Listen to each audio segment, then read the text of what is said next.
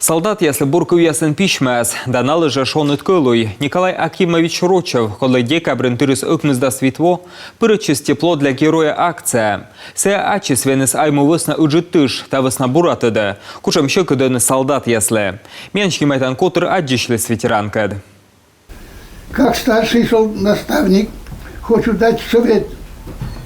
Прояви стойкость, мужество и отвагу. Воюй честно.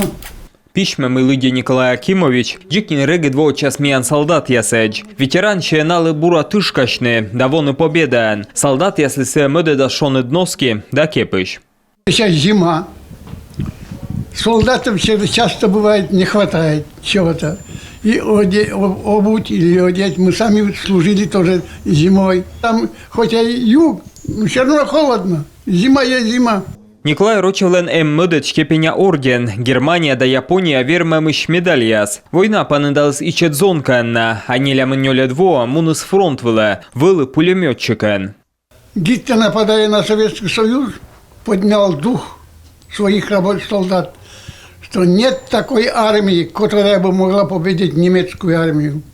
А мы победили.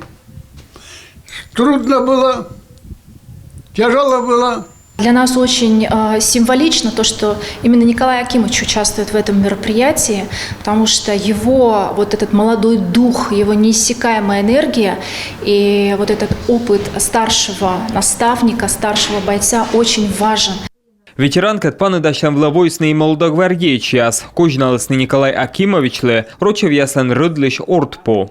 Николай Акимович, у нас с ним долгая дружба, и когда мы поздравляли его с днем рождения, он в прошлом году в декабре отмечал 95-летие, он показывал мне свои архивы, записи на тетрадных листочках, где у него, сейчас не вспомню до какого поколения, есть информация о своих родных, очень большое древо родовое, и он писал его от руки сам, самостоятельно, и хранит у себя в шкафчике, никого не подпускает к этим записям. Тепло для героя акции опанысны чужан мудор ищасан лун воджин. Пырыччины вермаз быден. Февраль да свитад лунач шонет пачкам да пишмаяс. Пожавайны ютрлен юкан ясе.